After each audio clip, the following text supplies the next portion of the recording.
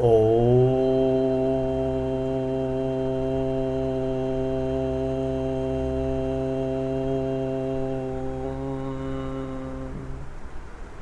শান্তি।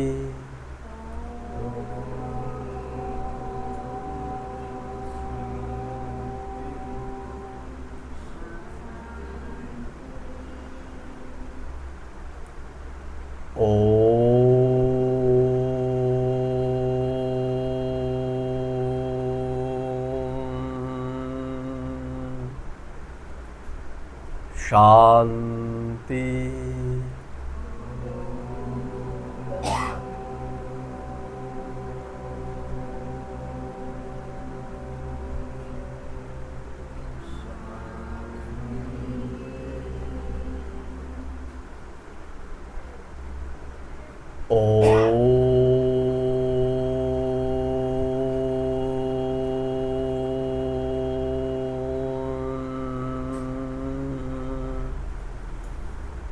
শান্তি।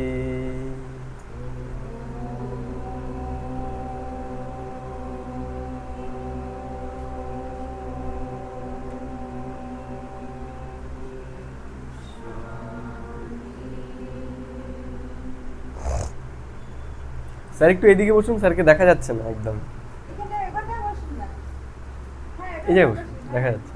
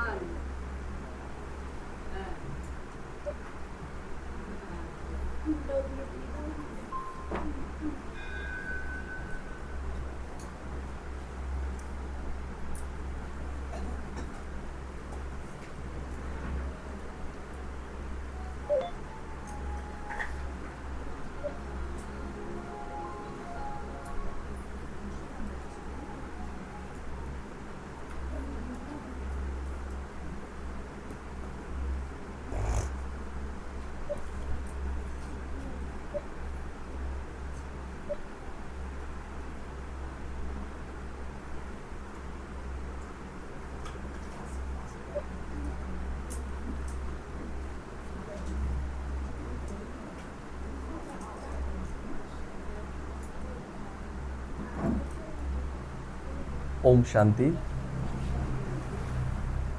আজকে থেকে আমাদের প্রথম মুরলি ক্লাস শুরু হবে, যারা আগে কোনো দিন শোনেনি। মুরলি কি সেটা প্রথমে বলে দিই। এই যে আমরা 7 দিনের কোর্স করলাম, এই কোর্সের যে বিষয়গুলো রয়েছে এগুলো তো আমরা একটা টপিক ওয়াইজ আলোচনা করেছি, কিন্তু ঈশ্বর আমাদের এইভাবে, মানে যেইভাবে আমরা প্রথমে আলোচনা করেছি এইভাবে তিনি দেননি। তিনি ইন জেনারেল মুরলি রূপে আমাদেরকে ওই জ্ঞানগুলো দিয়েছেন। সেগুলোকেই আমরা 7 দিনের যে আলোচনা, সেখানে ক্যাটাগরি ওয়াইজ আমরা আলোচনা করি। তাহলে এই মুরলিতে আমরা 7 দিনের কোর্সে যা যা আলোচনা করেছি এই সমস্ত বিষয় নিয়ে এখানে আলোচনা হয়। ঠিক আছে?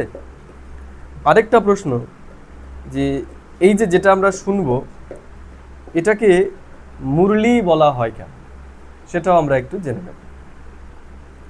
মুরলি, মুরলি বলতে প্রধানত আমরা কি বুঝি? বাঁশি। তাহলে এর সাথে তো বাঁশির কোনো সম্পর্কই নেই, তাহলে এটাকে আমরা মুরলি বলছি কেন?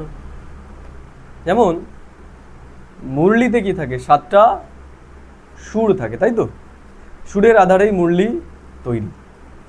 তো যদি আমরা দেখি ভক্তিমার্গে দেখানো হয়েছে যে কৃষ্ণ মুরলি বাজাতো এবং সেই মুরলির টানে সবাই ছুটে আসত। তাহলে একটা বিষয় যে সেই সুরের মধ্যে এমন কি ছিল যে সবাই ছুটে আসতো? আরেকটা প্রশ্ন, যে সেই সময় তো আর স্পিকার ছিল না, মুরলি তো এক জায়গায় বাজতো, তা একটা বাঁশির কতটা রেঞ্জ থাকতে পারে? কারণ ওখানে দেখিয়েছে অনেক দূর দূর থেকে সবাই ছুটে আসতো, তাই তো?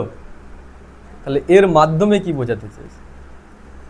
এর মাধ্যমে বোঝাতে চেয়েছে একটা জ্ঞানের কথা। যেই জ্ঞানটা আমাদের জীবনে সুর এনে দেয়। যেমন আমরা বলি না সুর আর অসুর, তাই না? অসুর কাকে বলা হয়? অসুর তাকেই বলা হয় যার জীবনে 7টা তাল থাকে না। আমাদের জীবনের 7টা তাল কি জানা আছে কারো? যেটা থাকলে পরে একদম ঠিক, একদম ঠিক। আমরা যদি দেখি সুখ, শান্তি, আনন্দ, প্রেম, পবিত্রতা, জ্ঞান এবং শক্তি, এই 7টা হচ্ছে আমাদের জীবনের সুর। যার জীবনে এই 7টা জিনিস আছে সে সুর বা দেবতা হয়ে যাবে। আর যার জীবনে এই 7টা জিনিসের মধ্যে একটারও অভাব আছে সে অসুর হয়ে যাবে। বোঝা গেল? যেমন গানের মধ্যে যদি সুর তাল না থাকে আমরা জানি সেটা কতটা বিকট লাগে। তা আমাদের জীবনেও যখন এই 7টা গুণের মধ্যে কোনো একটা গুণের অভাব হয় তখন আমাদের জীবনের অবস্থাও এইরকম হয়ে যায়। তা বর্তমান সময়ে আমরা কি কেউ আছি এরকম যার জীবনে এই 7টা জিনিসই কমপ্লিট আছে?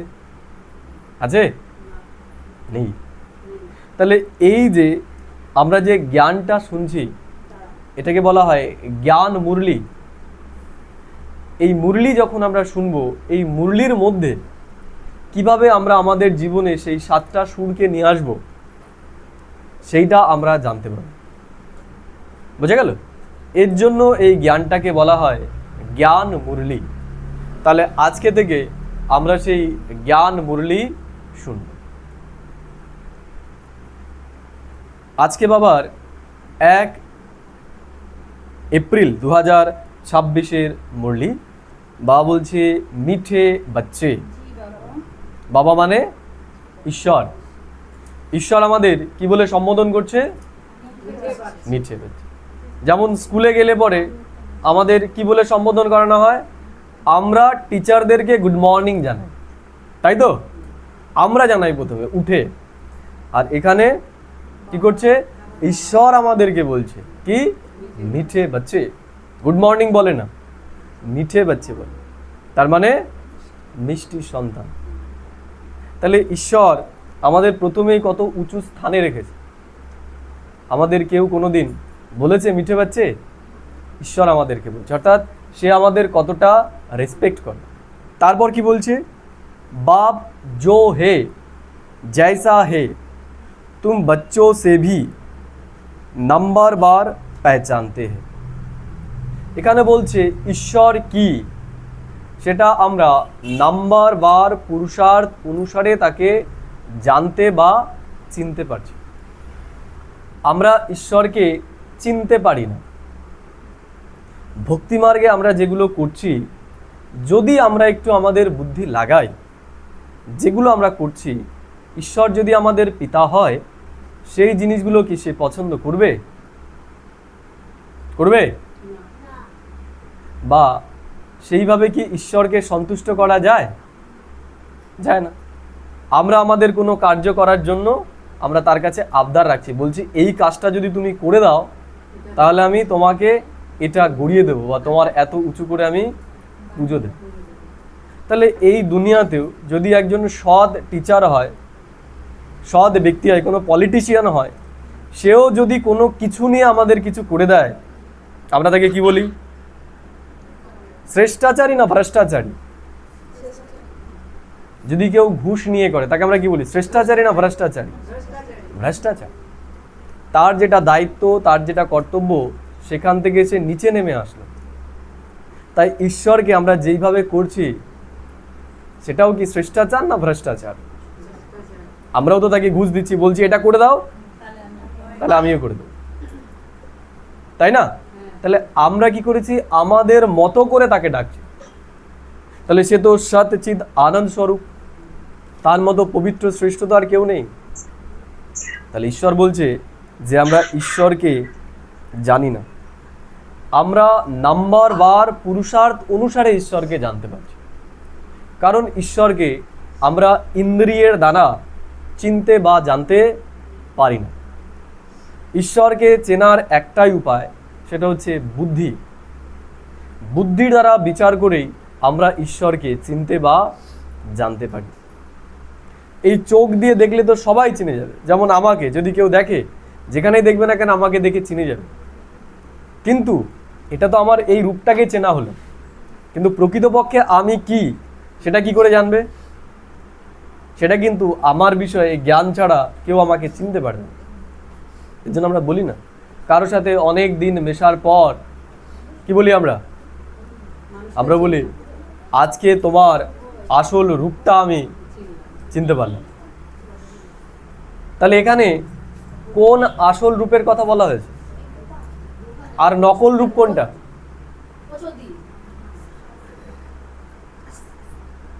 আসল রূপ কোনটা আর নকল রূপ কোনটা? এই সামনেও তো বুঝতে পারবে।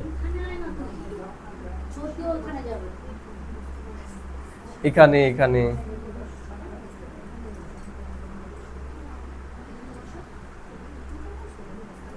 এখানে বসে না, বা চেয়ারে বসে, এই জায়গায় এখানেও বুঝতে পারো। ও এই জায়গায় তো ইসে রয়েছে, সমস্যা নেই।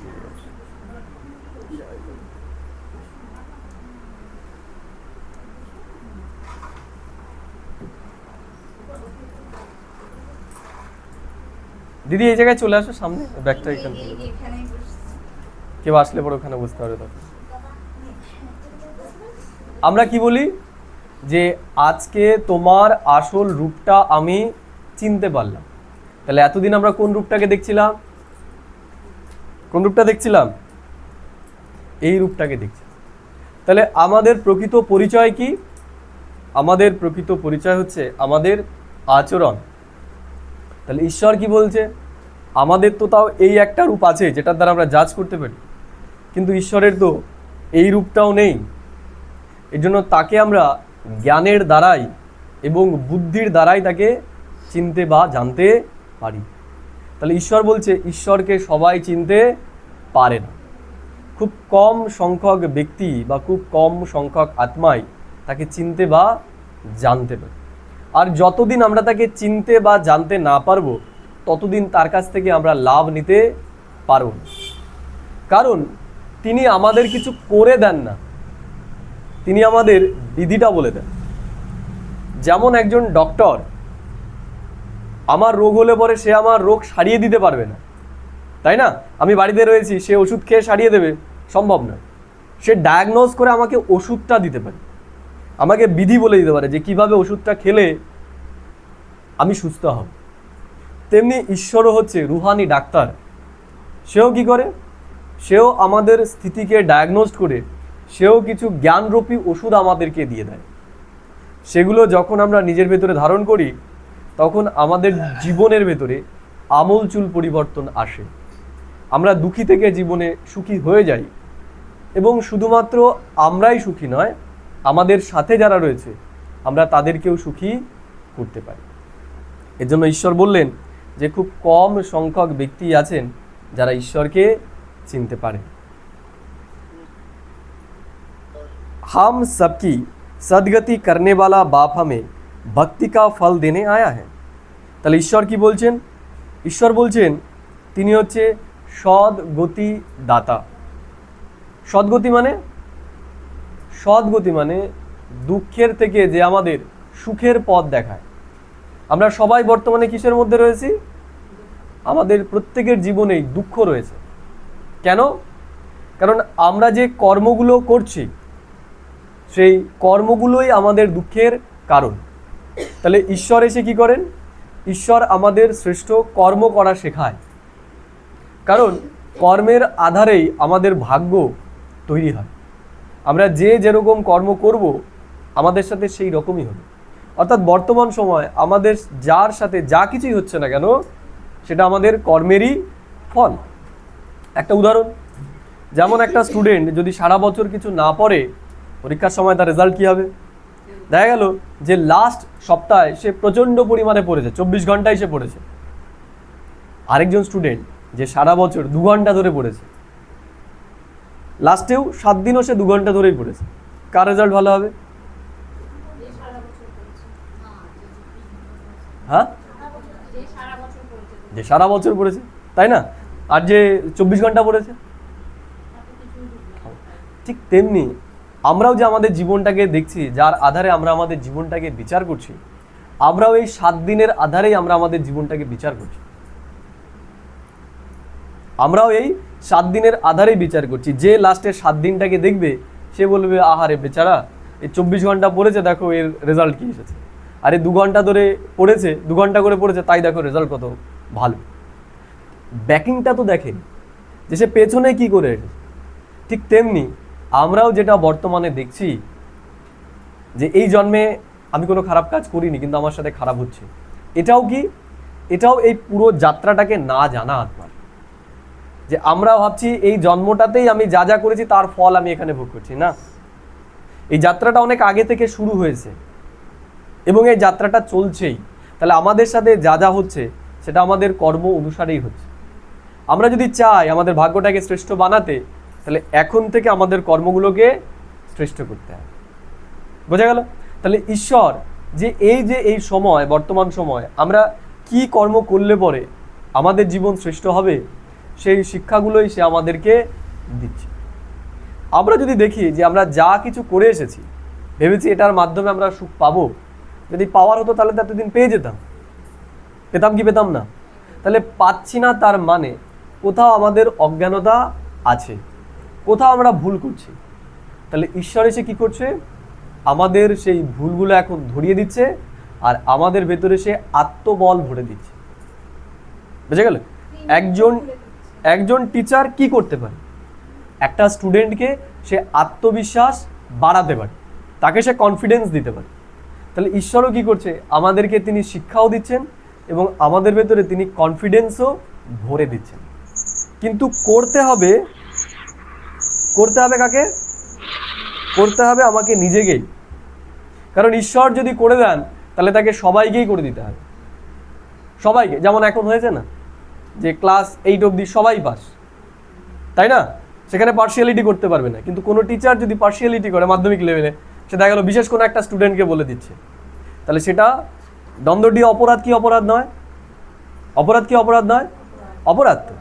তাহলে একটা মানুষের জন্য যদি সেটা অপরাধ হয়, তাহলে ঈশ্বরও যদি পার্সিয়ালিটি করে, আমাদের কাউকে বিশেষ কাউকে করে দেয়, তাহলে সেটাও তো অপরাধ। এর জন্য ঈশ্বর কোনো পার্সিয়ালিটি করে না, সে আমাদেরকে বিধি বলে দেয়। এর জন্য তাকে বলা হয় তিনি হচ্ছে ভাগ্য বিধাতা। আমরা বলি না যে বিধাতা আর বিধান। তাহলে বিধাতা মানে যে আমাদেরকে বিধানটা বলে দেয় যে তুমি এইভাবে এইভাবে করো, কিন্তু করার দায়িত্ব আমাদের প্রত্যেকের নিজের। তাহলে এই মুরলির মাধ্যমে সে কি করছে? রোজ আমাদের সেই শিক্ষাটাই দিচ্ছে। যখন আমরা আমাদের জীবনে এই মুরলিটাকে অ্যাপ্লাই করব, বেশি দিন না, আমরা 1 মাস পরেই দেখতে পারবো যে আমাদের জীবনে কতটা পরিবর্তন আসছে। আমরা দেখব যে আমাদের জীবনে যেটার জন্য আমরা ছুটছি, এত কিছু করছি, আমরা দেখব সেই জিনিসগুলো আমরা কিছু না করেই পেয়ে যাচ্ছি। আমরা সবাই তো ছুটছি, কিন্তু আমরা পাচ্ছি কি সেই জিনিসটা? নেই। দরিদ্র থেকে ধনী এই দুনিয়াতে কারো কাছে সুখ শান্তি আছে? নেই। যার চাকরি নেই সে ভাবছে একটা চাকরি পেয়ে গেলে ভালো হয়, যে পেয়ে গেছে, তাই না? তাহলে এই যে রেস, এই রেস চলছেই। তাহলে ঈশ্বর কি করেন? ঈশ্বর আমাদের জীবন যা আছে সেই জীবনে এমন কিছু টেকনিক শিখিয়ে দেয়, আমরা যে যেখানে আছি সেখানে থেকেই আমাদের জীবনে সুখ শান্তি পেয়ে যেতে পারি কোনো রকম এফার্ট ছাড়াই। শুধুমাত্র আমাদের চিন্তার ধরনগুলোকে, বিচারগুলোকে বদলাতে হবে। একটা বলে না যে নজর বদলো তো নজারিয়া বদল যায়। শুধু দেখার দৃষ্টিকোণটাকে আমাদের বদলাতে হবে। জীবনে আমি কিভাবে আমার জীবনটাকে দেখছি। তাহলে মুরলি কি করে? মুরলি আমাদের সেই দৃষ্টিটাকে চেঞ্জ করা দেয়। ঠিক আছে? তা বাবা বলছেন हम सबकी सदगति करने वाला बाप हमें भक्ति का फल देने आया। তাহলে ঈশ্বর এখন এসেছে। কেন এসেছে? আমরা যে এতদিন ভক্তি করেছি সেই ভক্তির ফল দিতে তিনি এখন এসেছেন। ইয়ো নিশ্চয় হো তো প্রত্যক্ষতা হয়ে যায়। ঈশ্বর বলছেন যে এটা যদি আমাদের ভেতরে নিশ্চয় হয়ে যায় যে হ্যাঁ ঈশ্বর এসেই আমাদেরকে জ্ঞান দিচ্ছেন, তাহলে চারিদিকে মানুষ এটা জেনে যাবে, হ্যাঁ ঈশ্বর এখন এই পৃথিবীতে এসে গেছেন, আমাদের জীবন বদলাচ্ছে। তাহলে বদলাচ্ছে না কেন? কারণ এই যে আমরা যারা শুনছি তারাও এখনো ঈশ্বরকে সম্পূর্ণরূপে জানতে বা বুঝতে পারিনি। এর জন্যই ঈশ্বর প্রত্যক্ষ হচ্ছেন না। বলছেন চারো ওর হালচাল মচ যায়। যদি আমাদের ভেতরে এই যে আমরা যারা শুনছি আমাদের ভেতরেও যদি এটা নিশ্চয় চলে আসে যে হ্যাঁ ঈশ্বর আমাদেরকে পড়াচ্ছেন, তাহলে চারিদিকে কি হয়ে যাবে? হালচাল শুরু হয়ে যাবে। কারণ আমাদের ভেতরে বিরাট পরিবর্তন চলে আসবে। এই জায়গাটাতেই মুশকিল, আমাদের বুদ্ধিতে এটা বসানো, হ্যাঁ আমরা ঈশ্বরকে পেয়ে গেছি। কারণ আমরা যখন চিনে যাব বা বুঝে যাব যে আমরা ঈশ্বরকে পেয়ে গেছি, তখন আমরাও ঈশ্বর তুল্য হয়ে যাব। যেমন আমরা যার সঙ্গ করি আস্তে আস্তে আমরা কি হই? আমরা তার মতনই হই। তাহলে ঈশ্বরকে যখন আমরা সম্পূর্ণরূপে জেনে যাব, বুঝে যাব, আমরা তার সঙ্গ করা শুরু করব, তখন আমাদের জীবনও তার মতো হয়ে যাবে। লোকে আর আমাদের ভেতরে এই মানব স্বরূপকে দেখবে না, ঈশ্বরীয় স্বরূপকে লোকেরা আমাদের ভেতরে দেখবে। তখন আমাদের চাল চলন হাব ভাব সব বদলে যাবে। গীত জো পিয়া কে সাথ, জো পিয়া কে সাথ। তাহলে ঈশ্বর হচ্ছে আমাদের পিয়া, তার সাথে আমাদের থাকতে হবে। ওম শান্তি। बच्चों ने गीत की 2 লাইন শুনে। তাহলে ঈশ্বর আমাদের দুটো লাইন শোনালো গানের। जो पिया के साथ है, आप पिया कौन है यो दुनिया नहीं जानती। তাহলে এই পিয়া কে? দুনিয়ার কেউ জানে না এটা। भल ढेर बच्चे उनमें भी बहुत है जो नहीं जानते हैं कि किस प्रकार से बाप को याद करना चाहिए। তাহলে ঈশ্বর বলছেন যে আমরা সবাই ঈশ্বরের সন্তান এখন হয়েছি। এই যে আমরা যারা 7 দিনের কোর্স করেছি, আমরা তো ঈশ্বরের মুখবংশাবলী সন্তান এখন, তাই তো নাকি? কিন্তু ঈশ্বর বলছেন যে ঈশ্বরকে আমরা কিভাবে স্মরণ করব সেটাই আমরা বুঝে উঠতে পারছি না। সেটাই আমাদের বুঝতে হবে যে ঈশ্বরকে আমরা কিভাবে স্মরণ করি। কোনো ব্যক্তিকে আমরা কিভাবে স্মরণ করি? কিভাবে স্মরণ করি? চেহারাকে স্মরণ করি? হ্যাঁ, একদম ঠিক। আমরা তার কাজকর্ম, তার ব্যবহার, সে আমার জন্য কি করছে, আমরা সেটাকে নিয়ে চিন্তা করি। করি কি করি না? দেখা গেলো কেউ আমাকে বললো যে বিদেশে গেছে, বললো আমি তোর জন্য এখান থেকে একটা বিশেষ পারফিউম নিয়ে আসবো, তাই না? তাহলে যখনই তার কথা মনে পড়বে, আমার কি মনে পড়বে? সে আমার জন্য বিশেষ একটা পারফিউম নিয়ে আসবে।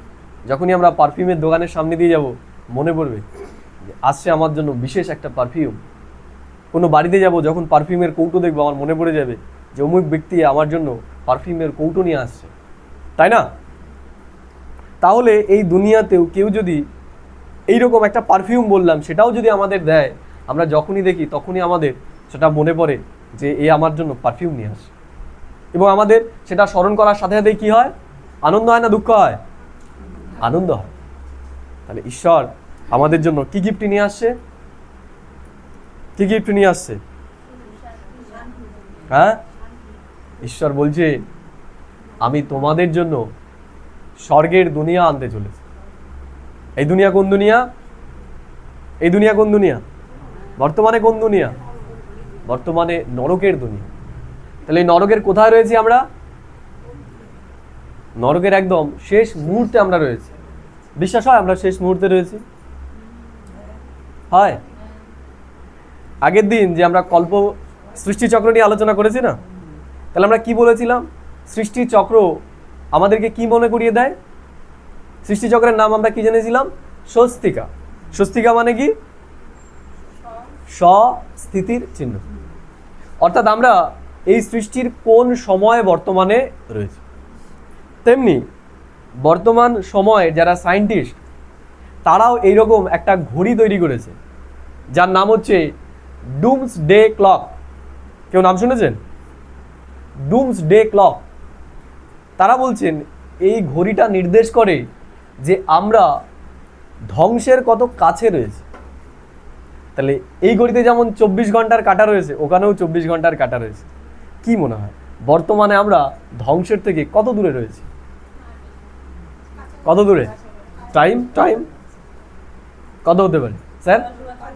কত হতে পারে? না না, আমি বছরে বলছি না, ওই ঘড়ির হিসাবে।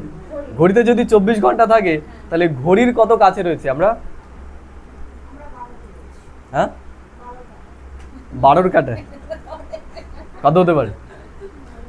বলছে সায়েন্টিস্টরা বলছে এই যে ইরান এবং ইসরায়েলের মধ্যে যে যুদ্ধ পরিস্থিতি, বলছে এই সিচুয়েশনে আমরা ধ্বংসের থেকে মাত্র 69 সেকেন্ড দূরে আছি। কত? 69 সেকেন্ড আমরা দূরে আছি বর্তমানে। গত 100 বছরে যত ঘটনাই ঘটেছে, বর্তমান বিশ্বের যে পরিস্থিতি, আমরা ধ্বংসের একদম দূর গোড়ায় পৌঁছে গেছি। তাহলে ধ্বংসের পরে কি হবে? কি হবে?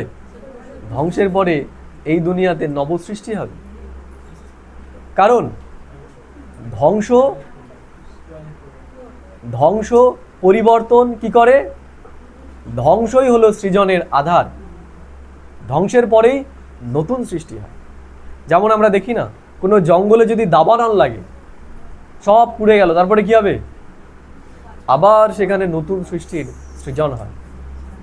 তাহলে বর্তমানেও এই বিশ্ব যেই জায়গায় পৌঁছে গেছে, চারিদিকে দুনিয়া জ্বলছে, জ্বলছে না? প্রত্যেকটা ঘর জ্বলছে, প্রত্যেকটা দেশ জ্বলছে, প্রত্যেকটা সমাজ জ্বলছে, সবই জ্বলছে। তাই জ্বলার পরে কি হবে? সৃজন হবে, নতুন সৃষ্টি। তাহলে ঈশ্বর বলছে যে সেখানে যাবে কারা? কারা যাবে? কারা যাবে? সেখানে তোমরা যাবে। তাহলে এই দুনিয়াকেও যখন দেখছো, যেমন এই পারফিউমের বোতল দেখলে তোমাদের মনে পড়ে যে আমার জন্য অমুক ব্যক্তি পারফিউমের বোতল নিয়ে আসে বিদেশ থেকে, তাহলে আমরাও যখন এই দুনিয়াকে দেখছি, তখনও কি আমাদের এটা মনে পড়ে যে ঈশ্বর আমাদের জন্য নতুন দুনিয়া নিয়ে আসতে চলেছে? তাহলে এবার আমাদের চিন্তা করতে হবে যে কোনটা ঈশ্বরের যথার্থ ইয়াদ। এই যে এই দুনিয়াকে দেখার সাথে সাথেই আমাদের এটা মনে পড়ে যাওয়া যে ঈশ্বর আমাদের জন্য এরকম দুনিয়া আসতে চলেছে, এটা নাকি শুধুমাত্র একটাই যেটা আমরা ভাবছি যে পরম নামে পরমাত্মাকে বিন্দু রূপে স্মরণ করা, সেটা কোনটা? কোনটা? কোনটা? এটাই। এটাই যদি আমাদের মনে থাকে, সদাই আমাদের খুশির পারা কি থাকবে? চড়ে থাকবে না নিচে থাকবে?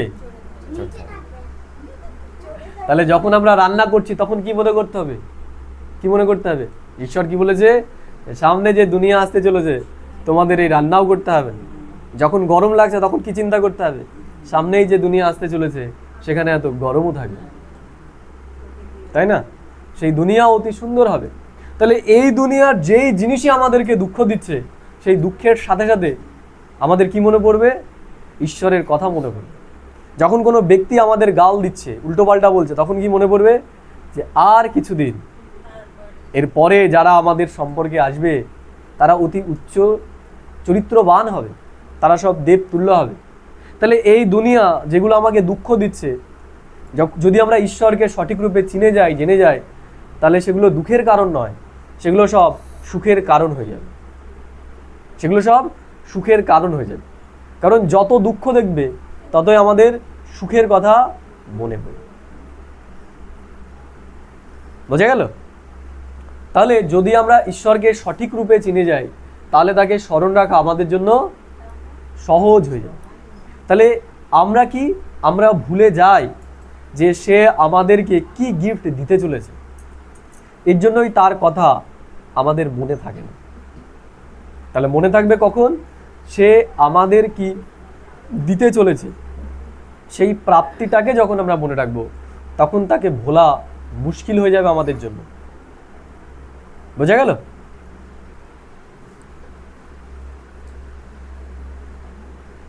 বা বলছেন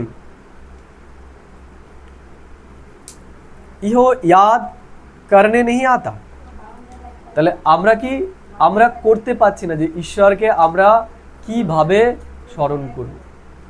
তাহলে সে এখন কি করছে, সেই টেকনিকগুলো আমাদেরকে মনে করে দিচ্ছে। কেন ঈশ্বর কেন বলছে আমাদের তাকে আমাদের স্মরণ করতে হবে, তাতে তার লাভ কি? কি মনে হয়? ঈশ্বরকে যদি আমরা স্মরণ করি তাতে তার কি লাভ হবে? কি লাভ তাতে? ঈশ্বরের কি লাভ?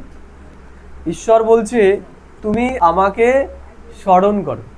প্রশ্ন হচ্ছে, ঈশ্বরকে যদি আমরা স্মরণ করি তাহলে তাতে তার কি লাভ হয়? কি লাভ তাতে? একদম ঠিক, ঈশ্বরের তাতে কোনো লাভ নেই। লাভ কার? আমাদের।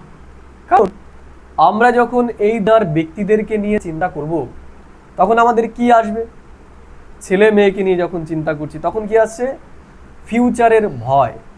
ছেলেটার চাকরি হবে কিনা, বর্তমান যে সময় বাইরে বেরোচ্ছে কি হবে কি না হবে, এগুলো চিন্তা আসে।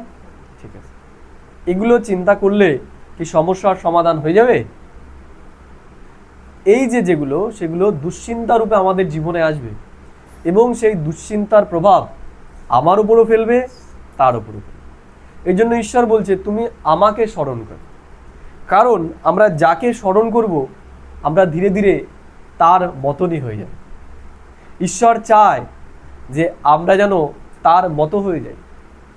প্রেম, করুণা, দয়া, শান্তি, মধুরতা, নম্রতা, এগুলোতে যেন আমরা সম্পন্ন হয়ে যাই। তাহলে কি হবে? আমাদের জীবনটাও সুন্দর হবে এবং তার আশেপাশে যারা থাকবে তাদের জীবনে কি হয়ে যাবে? সুন্দর হয়ে যাবে। এর জন্য ঈশ্বরকে আমাদের স্মরণ করতে হবে, আমাদের জীবনটাকে শ্রেষ্ঠ বানানোর জন্য। बाप बोलছেন घड़ी घड़ी भूल जाते बाप समझाते बच्चे अपने को आत्मा समझो हम बिंदी है। কি বলছে ঈশ্বর এখন? ঈশ্বর একটা কথা আমাদেরকে মনে করে দিচ্ছে। এই দুনিয়ার চিন্তনের কারণ কি? নিজেকে শরীর মনে করা। আমি যখন নিজেকে শরীর মনে করছি তাহলে কি চিন্তা আসছে? আমার মা বাবার কথা, স্ত্রীর কথা, স্বামীর কথা, সন্তানদের কথা। এবার এই দুনিয়াতে এমন কেউ আছে যে সম্পূর্ণরূপে সুস্থ? যদি মায়ের কথা চিন্তা করি, হয়তো মার বয়স হয়ে গেছে, শরীর খারাপ, তাহলে যখনই চিন্তা করব কি হবে? আনন্দ হবে না কষ্ট হবে? কষ্ট হবে। তাহলে যখনই আমার ভেতরে কষ্ট হবে ব্লাড প্রেশার কমবে না বাড়বে? বাড়বে। তাহলে ব্লাড প্রেশার যখন বাড়বে তাহলে সমস্যা আমার হবে কি হবে না? হবে। তাহলে চিন্তা করে কি কোনো লাভ আছে? এগুলো চিন্তা করে তো কোনো লাভ নেই। একই রকমভাবে সন্তানের কথা যখন চিন্তা করব তখন তার ভবিষ্যৎ নিয়ে চিন্তা হবে। তাই ঈশ্বর বলছে তুমি হাতে কর্ম করো কিন্তু চিন্তা করো তুমি আমার। এর জন্য কি বলছে? যে হ্যাঁ, তুমি ততদিন আমাকে বা ততক্ষণ আমাকে স্মরণ করতে পারবে না যতক্ষণ তোমার ভেতরে দেহ ভান রয়েছে। যখন তুমি নিজেকে পিতা রূপে দেখবে তখন তোমার স্বাভাবিকভাবেই তোমার সন্তানের কথা মনে পড়বে। তুমি যখন টিচার রূপে দেখবে তখন তোমার স্কুলের কথা মনে পড়বে, স্টুডেন্টদের কথা মনে পড়বে। বোঝা গেল? কিন্তু এই দুনিয়ার কেউই পারফেক্ট নয়। যখন তুমি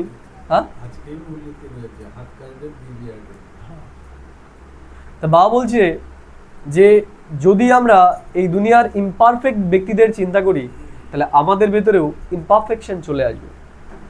এই জন্য ঈশ্বর বলছে তুমি আমাকে স্মরণ করো। আর সেটা হবে কখন? আমি তোমাকে যে জ্ঞানটা দিয়ে দিয়েছি।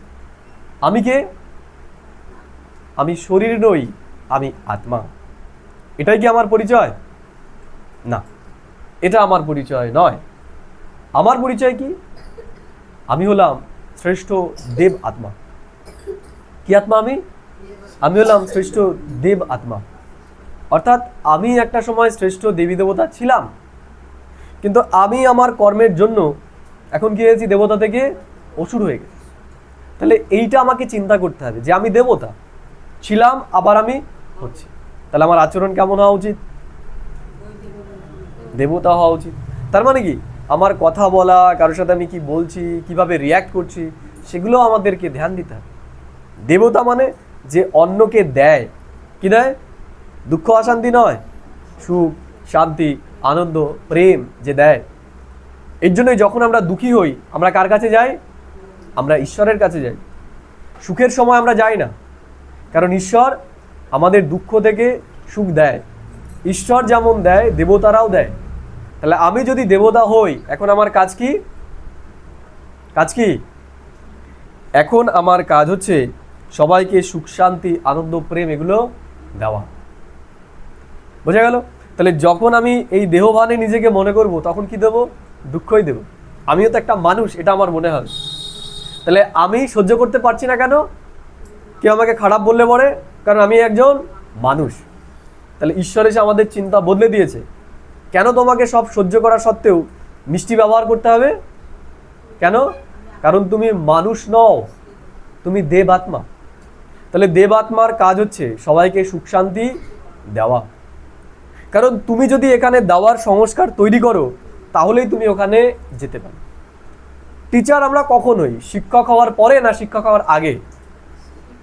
কখন কখন হই? শিক্ষক আমরা কখন হই? চাকরি পাওয়ার পরে না চাকরি পাওয়ার আগে? পরে। সেটা তো একটা সার্টিফিকেট আমি পেলাম। তাহলে তার আগেই আমাকে শিক্ষকের যোগ্যতা নিজের ভেতরে অর্জন করতে হয়। যদি আমার ভেতরে শিক্ষকের যোগ্যতা না থাকে, তাহলে আমি শিক্ষক হতে পারবো না। তাই ঈশ্বরও বলছে যে তুমি দেবতা হয়ে তারপরে দৈবিক গুণের আচরণ করবে, তার আগেই তোমাকে করতে হবে। তোমার ভেতরে যদি সেই আচরণ গুণগুলো আসে, তাহলেই তুমি দেবতা হতে পারবে। তাহলে করতে হবে কোথায়? করতে হবে আমাদের এই বর্তমান সময়, এই কলিযুগের দুনিয়াতেই আমাদের করতে হবে।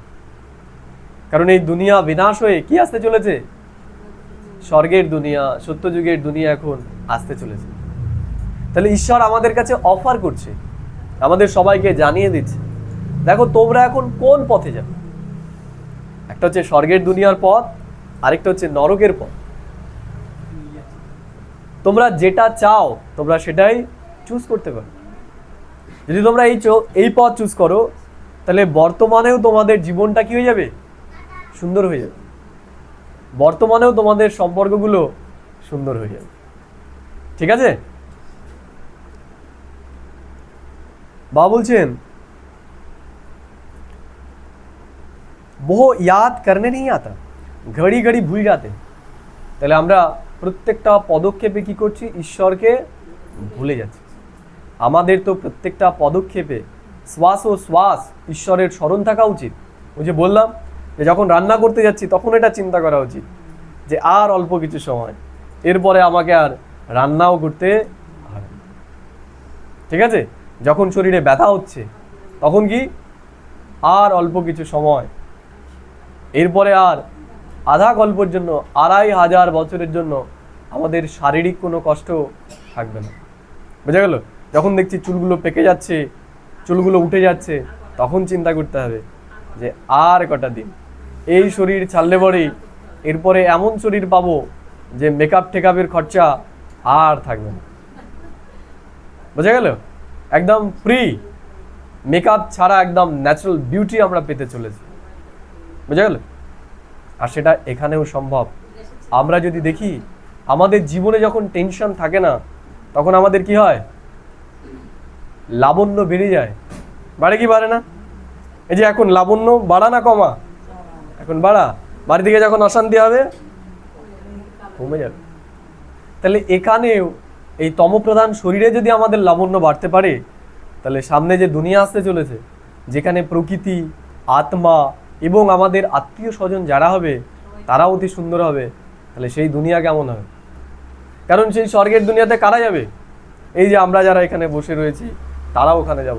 যারা সুচরিত্রবান তৈরি হচ্ছে, নিজেকে বানাচ্ছে, এরাই ওখানে যেতে পারে। এবং এদের মধ্যেও যারা যত সুচরিত্রবান হবে তাদের ক্যাটাগরি আলাদা হবে। বোঝা গেল? তাহলে আমরা এইরকম দুনিয়াতে যেতে চলেছি। তাহলে প্রতি পদক্ষেপে তো আমাদের এখন চিন্তা হওয়া উচিত।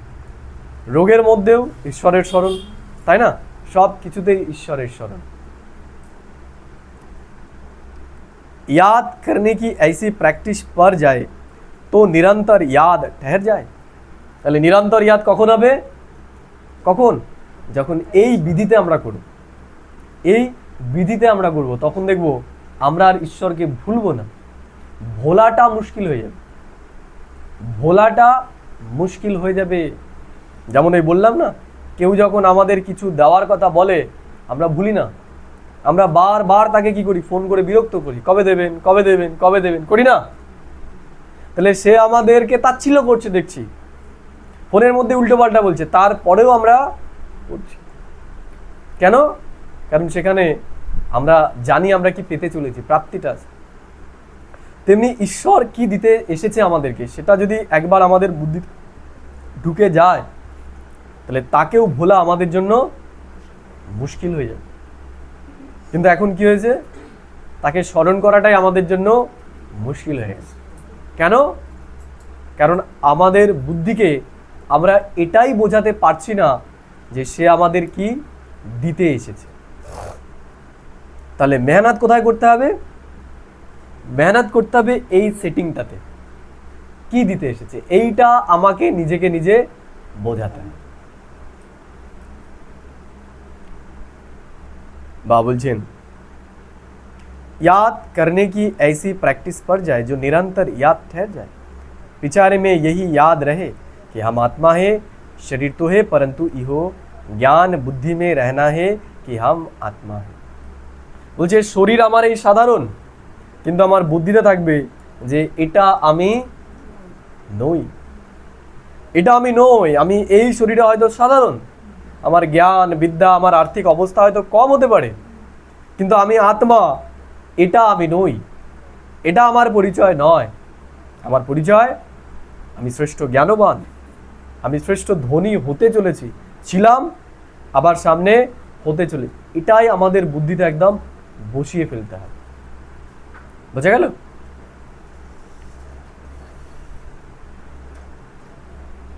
বা বলছেন, দেহ অভিমান মে বাচ্চে বহুত আ যাতে হ্যায়। মুশকিল কোথায়? আমরা এই দেহ অভিমানটাকেই ছাড়তে পারছি। আমার এত বয়স হয়ে গেল, আমার কাজের অবস্থাও খারাপ, ছেলেটাও ভালো না, মেয়েটাও এই অবস্থা, বাড়ির মা বাবা স্ত্রীও এইরকম, আশেপাশের লোকগুলো ভালো না, পাড়াটাও এমন একটাই পাড়া থাকি, আনকালচার পাড়া, তাই না? দেশটাও এমন, নেতারাও এরকম। এগুলো কি ভান? এগুলো সব দেহভান। আমি যখনই নিজেকে দেহ মনে করছি, এইগুলো আমাকে আক্রমণ করছে। কিন্তু যখন আমি স্মরণ করব এগুলো কিছুই আমি নই, এখানে পার্ট টাইম এখানে রয়েছে, আমি কি? আমি হচ্ছি দেবাত্মা। যেমন হয় না, যারা স্পেশাল ফোর্সে যায়, যারা স্পেশাল ফোর্সে যায় মানে আর্মির যারা স্পেশাল ফোর্সে, যেমন ব্ল্যাক কমান্ডার যারা আছে, তাই না? তাহলে তাদের যে ট্রেনিং সেটা কেমন হয় জানা আছে? তাদের টানা 3 দিন ঘুমোতে দেওয়া হয় না, তাদের পিঠে বোঝা দিয়ে দেখা গেল তাদের খাওয়াও দেওয়া নেই, দৌড়চ্ছে তারা 100 কিলোমিটার, তাই না? কেন? কারণ কঠিন পরিস্থিতির জন্য তারা নিজেকে প্রিপেয়ার করছে এবং সেখান থেকে বাছাই হচ্ছে যে এই সিচুয়েশনগুলোকে কারা সম্মুখীন হতে পারে, কারণ তাদের সামনে এরকম সিচুয়েশন আসতে পারে।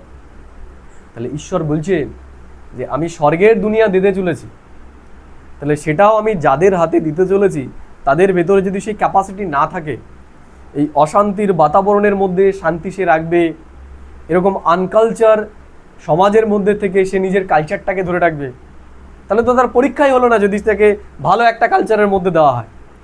পরীক্ষা তো তার তখনই হবে যখন একটা আনকালচার পরিবেশে সে মানুষ হবে, যখন চারিদিকের মানুষ তাকে গালাগাল দেবে, সেই মুহূর্তেও তার মুখ থেকে একটা খারাপ কথা বেরোবে না। বোঝা গেল? তখনই তো তার শক্তি বাড়ে। যেমন যারা রেসার হয়, যারা দৌড়য়, তারা কি করে? মাঠে যখন প্র্যাকটিস করে কি করে তারা? তারা তাদের কোমরের সাথে বড় বড় টায়ার বেঁধে নেয়। কেন? কারণ বাধাই কি করবে? তার গতিকে বৃদ্ধি করবে। তাহলে এই যে বর্তমান সময়ে যে পরিবেশ, যেই ব্যক্তি, যেই মানুষগুলোর সাথে আমরা রয়েছি, কিসের জন্য? আমাদের আত্মার শক্তি বৃদ্ধির জন্য। তাহলে যেন আমরা সেই সিচুয়েশন বা ঘটনার দ্বারা প্রভাবিত না হই, আমাদের এটাই চিন্তা রাখতে হবে যে আমি যেখানে রয়েছি এটা আমার ভেতরে শক্তি বাড়ানোর জন্য এই সিচুয়েশনগুলো আমার কাছে রয়েছে। এগুলোকে জীবনের গিফট মনে করতে হবে। এগুলো বাধা নয়। আমাদেরকে যদি কেউ টেনে ধরছে সেটাও বাধা নয়, সেটাও কি আমাদের আগে এগিয়ে নিয়ে যাওয়ার একটা মাধ্যম। যেমন বললাম, ওই রেসারটা কি করছে, সে আগে থেকেই টায়ার বেঁধে দৌড়ানোর চেষ্টা করছে। বুঝে গেল? তা তেমনি আমাদের জীবনে যে বাধা বিপত্তিগুলো রয়েছে সেগুলো আমাদেরকে আগে এগিয়ে নিয়ে যাওয়ার জন্যই এসেছে। এর জন্য যে দেহ ভানে থাকবে সে এগুলোর সাথে ঝামেলা করবে, আর যে দেহি অভিমানী হবে, যে মনে রাখবে আমি শ্রেষ্ঠ দেবাত্মা, সে কি করবে, এগুলোর সাথে ঝামেলা করবে। সে নিজের এফিসিয়েন্সি বাড়াবে। যারা তার সাথে খারাপ ব্যবহার করছে সে তাদের সাথেও কি ব্যবহার করবে, মধুর ব্যবহার করবে। বুঝে গেল? কারণ যারা আমার সাথে ভালো ব্যবহার করছে তার সাথে ভালো ব্যবহার করা বড় বিষয়, কোনো বড় বিষয় না। যে আমাকে সম্মান দিচ্ছে তাকে সম্মান করা কোনো বড় বিষয় নয়। বড় বিষয় কোথায়? বড় বিষয় তো তখন যখন কেউ আমাকে অসম্মান করছে, যখন আমাকে কেউ পেছনে টানছে, আমি তখনও তার কল্যাণ করছি, সেটা। বা বলছেন, कोई को भी जब तक बाप का परिचय नहीं दिया है तब तक कुछ भी समझ नहीं सकेंगे। তাহলে ঈশ্বর বলছেন যে ঈশ্বরের পরিচয় ছাড়া তাকে কেউ চিনতে বা জানতে পারে না। কারণ আমরা জ্ঞানের দ্বারাই ঈশ্বরকে চিনি বা জানি। তাহলে যত যত আমরা ঈশ্বরীয় জ্ঞানে জ্ঞানী হব তত আমরা ঈশ্বরকে জানতে পারি। এবং জ্ঞান কি? জ্ঞান মানে হচ্ছে ধারণা। আমাদের ধারণা যেমন হবে আমাদের বুদ্ধিও সেইভাবে খোলা শুরু হবে। ধারণা ছাড়া আমাদের বুদ্ধি খুলবে না। আমরা যেই কর্মটাই করছি আমাদেরকে সেটা রিচেক করতে হবে যে আমি যেটা করছি সেটা ঠিক না ভুল। বুঝা গেল? সেটাই হচ্ছে ঈশ্বরের প্রকৃত স্মরণ, রিচেক করা। কারণ ঈশ্বর একটা লক্ষ্যে এখানে এসেছে, সেটা হচ্ছে আমাদেরকে পুনরায় তার তুল্য তৈরি করা। তাহলে আমরা যখন কারোর সাথে কথা বলছি, কারোর সাথে আচরণে আসছি, তখন আমাকে বারবার রিচেক করা যে আমার কি সেই রকম মনোবৃত্তি আমার সামনে যারা রয়েছে তার প্রতি রয়েছে যেই মনোবৃত্তি ঈশ্বরের, সেটা আমাদেরকে দেখতে হবে। যদি আমরা সেই রকম হই তাহলে আমরা কি হচ্ছি, আমরা ঈশ্বরকে স্মরণ করছি, আমরা ঈশ্বরের পথে রয়েছি। কিন্তু যদি আমরা এখনও আমাদের মুখ থেকে কটু কথা বের করছি, কারোর সাথে খারাপ ব্যবহার করছি, তাহলে আমরা ঈশ্বরের স্মরণে নই। হয়তো আমরা রোজ জ্ঞান শুনছি, আমরা হয়তো যোগ করছি, কিন্তু আমরা ঈশ্বরের স্মরণে নই। কারণ ঈশ্বর আমাদের কি বানাতে এসেছে আমরা তো সেটাই ভুলে গেছি।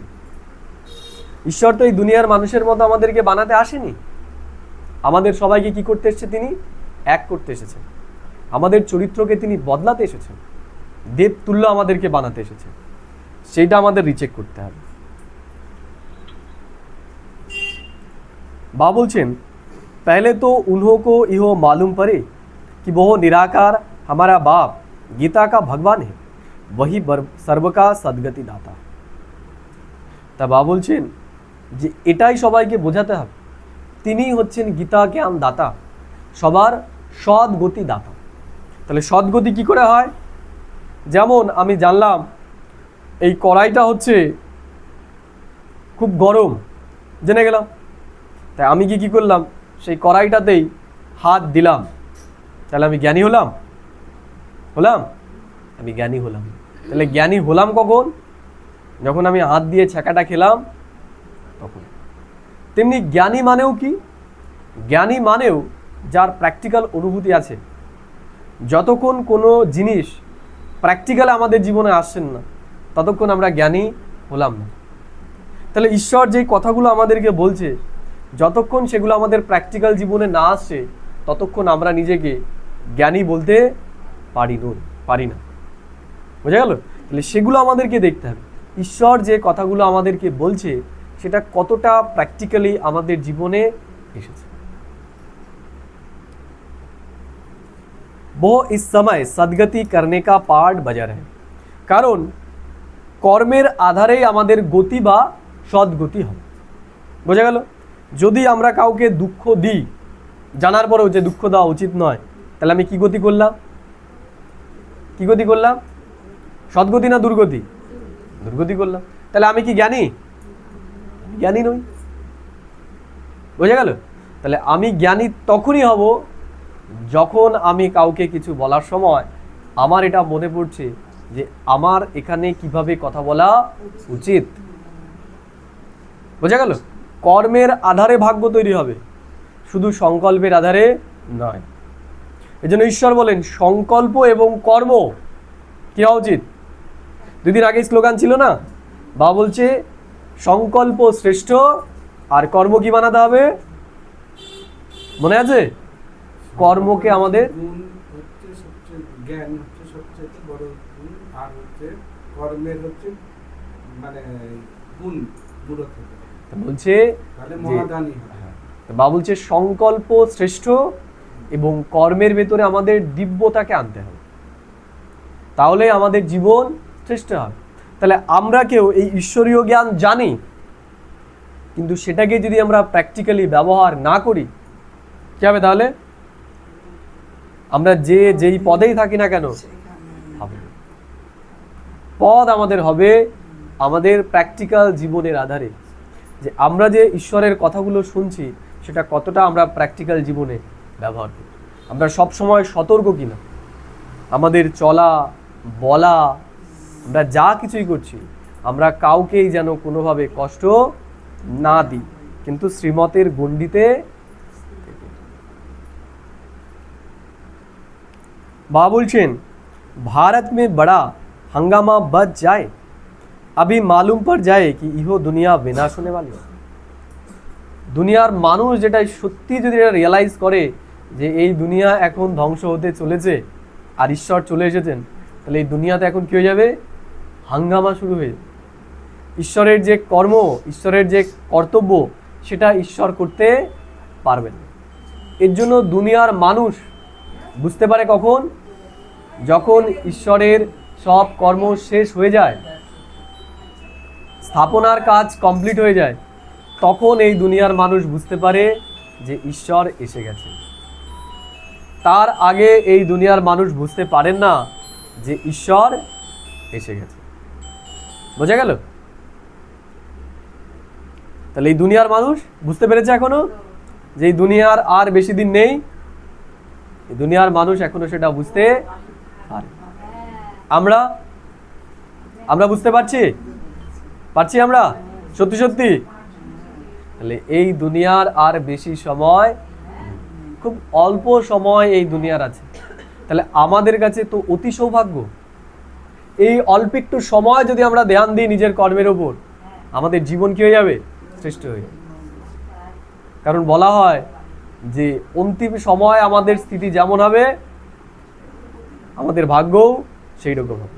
তাহলে যারা আমরা জানতে পেরেছি আর যে এই অল্প একটু সময় আছে, এই অল্প একটু সময় আমাদের জ্ঞান অনুসারে নিজের জীবনকে চালাতে হবে। বুঝে গেল? আমরা লাস্টে এসেও কি হয়ে যাব? ফার্স্টে। বাবা বলছেন तुम जानते हो विनाश होना है, यो सब घोर निद्रा में सोए ही रहने।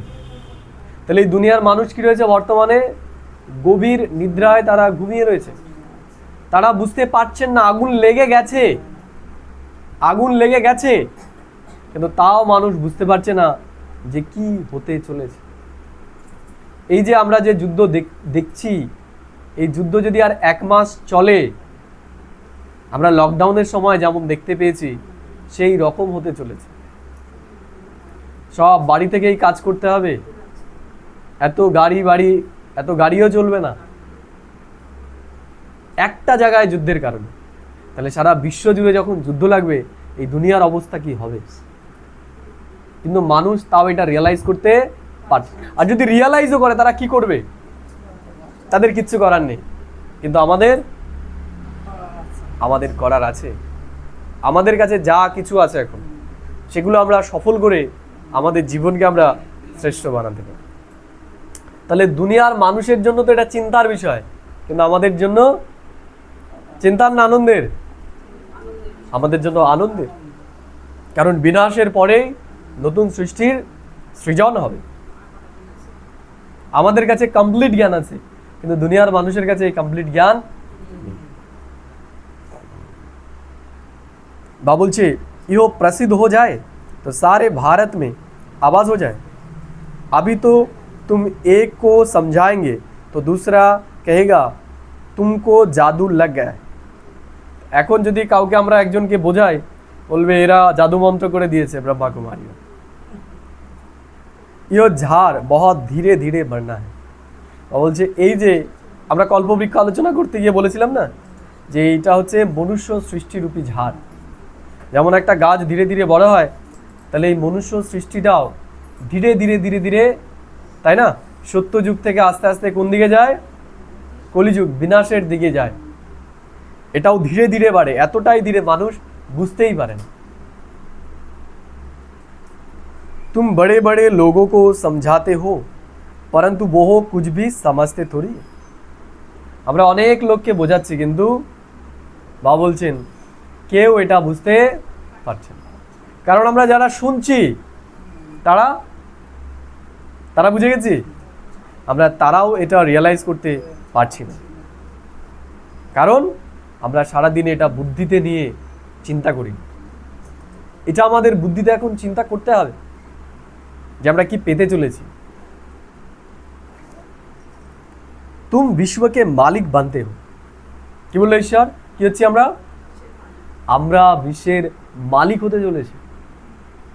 তাহলে এই যে দারিদ্রতা, আমরা যেটা ভাবি আমি দারিদ্র, আমি রোগী, এগুলোও কিসের জন্য? এগুলো হচ্ছে আমার পরীক্ষা, ইমতিহান। আমি রাজা হব, এখানে এগুলোর ওপর আমাকে বিজয়ী হয়ে সেটা করতে হবে। তাহলে আমি দরিদ্র বা আমি রোগী নই, কি মনে করতে হবে? আমি কে? আমি হলাম বিশ্বের রাজা। এখানে তো এটা আমার পরীক্ষা চলছে, এটা আমি নই। এই যে এইটা নিজেকে মনে করা, এটাই হচ্ছে দেহাভিমান। আর যেটা হতে চলেছি সেটা মনে করা, সেটা কি কি সেটা?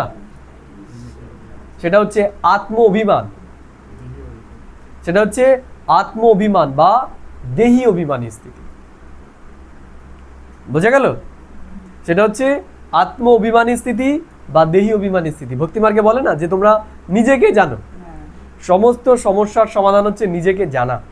তাহলে এই যে আমি এটা জানতে পারছি বা রিয়েলাইজ করতে পারছি আমি সেই সত্যযুগের দেবী দেবতা ছিলাম, আবার হব, এটাই হচ্ছে কি? এটাই হচ্ছে আত্মজ্ঞান। আমার নিজের বিষয়ে জাগৃতি যে আমি কি, আবার আমি কি হতে চলেছি, এটা জানা, এটা রিয়েলাইজ করাই হচ্ছে আত্মজ্ঞান। বা বলছে आधा कल्प का देह अभिमान बैठा हुआ है, सो आप देही अभिमानी बनने में बड़ी मेहनत लगती। বা বলছেন আধা কল্প আমাদের ভিতরে কি দেহ অভিমান বসে গেছে। দেহ অভিমান মানে কি? দেহ অভিমান মানে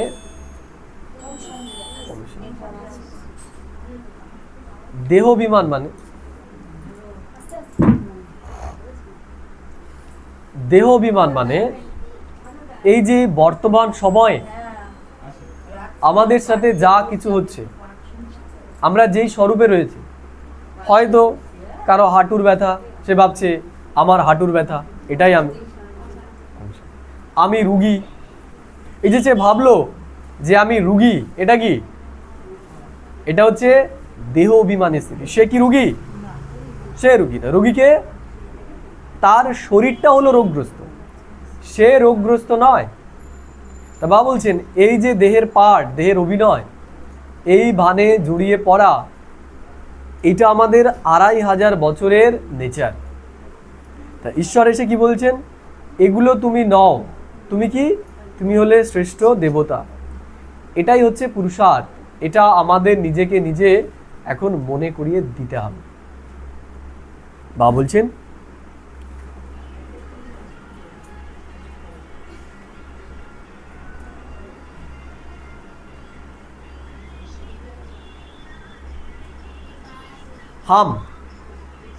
हम विश्व के मालिक बनते, हम विश्व के मालिक बनते।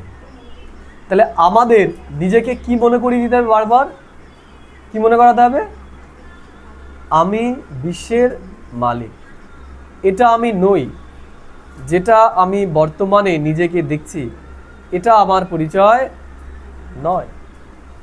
আমি বিশ্বের মালিক হতে চলেছি, এইটা আমাকে বারবার নিজেকে মনে করিয়ে দিতে হবে।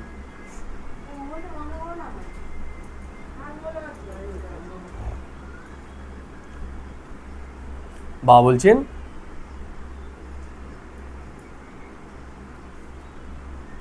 बच्चों में भी कोई इस नॉलेज को समझते नहीं है। বাবা বলছেন এই যে আমরা বসে রয়েছি আমাদের মধ্যেও অনেকে এটা বুঝতে পারছে না। কি বুঝতে পারছে না? যে আমরাই বিশ্বের মহারাজা মহারানী ছিলাম এবং আমরাই হতে চলেছি, এটাই আমরা বুঝতে পারছি না। আমরা শুনছি কিন্তু এটা বিশ্বাস করতে পারছি না। এর জন্যই আমাদের আচরণের মধ্যে এগুলো আসে। আচরণে আসবে কখন? যখন এটা আমরা বিশ্বাস করে নেব। বাবা বলছেন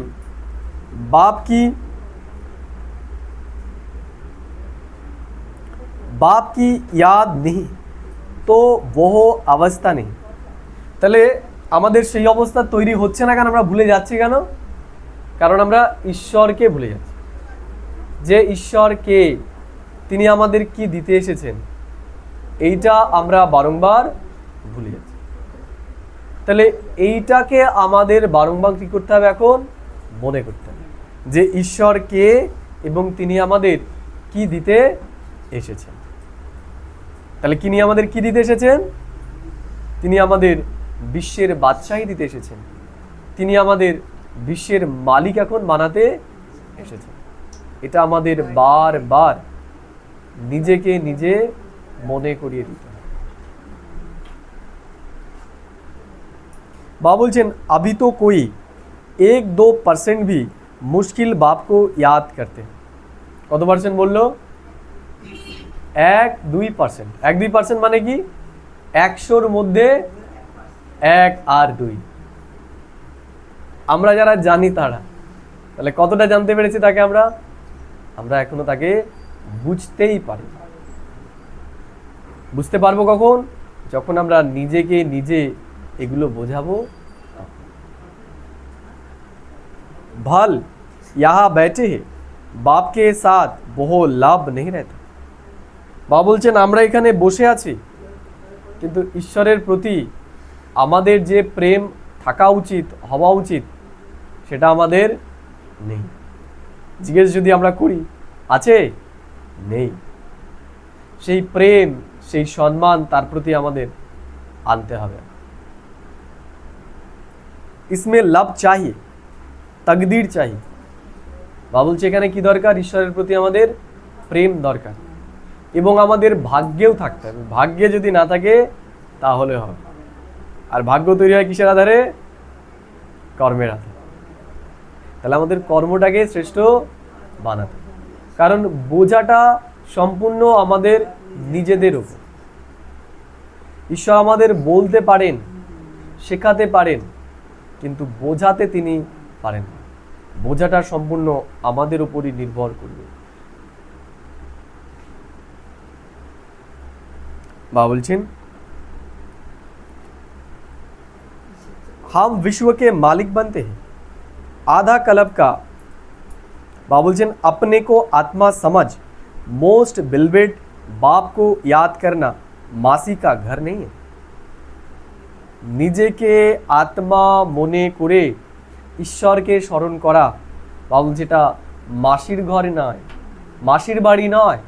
মামা বাড়ি, মাসির বাড়ি গেলে যেমন খুব যত্ন হয়, সেরকম সহজ বিষয় নয়। ভক্তিমার্গে এতদিন আমরা যেগুলো করেছি সেগুলো কি সহজ না কঠিন? সহজ না কঠিন? সহজ। আমি মালা জপ করলাম, কৃষ্ণ নাম জপ করলাম, সেটা কি সহজ। কিন্তু এই যে এটা বুদ্ধিতে রাখা, আমি সেই বিশ্বের মহারাজা মহারানী ছিলাম এবং আমি হতে চলেছি, এইটা বুদ্ধিতে বিশ্বাস করানো,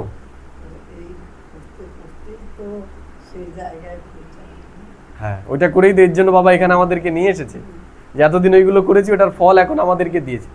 কিন্তু ওটা কি ছিল? সহজ ছিল, কিন্তু এটা অতটা সহজ নয়। কারণ লক্ষ্যটা কি আমাদের সহজ বিষয়? আমরা যে প্রাপ্তিটা পেতে চলেছি সেটা কি সহজ?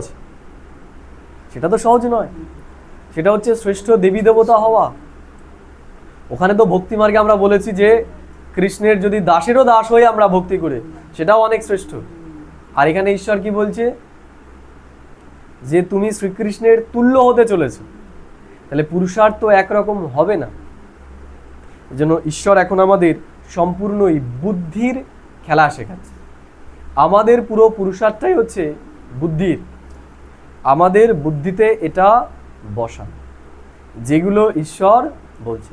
ঈশ্বর কি বলছে, যেটা মাসির বাড়ি বা মামার বাড়ির মতো নয়, তুমি আসলে একদিন একটু করলে হয়ে গেল।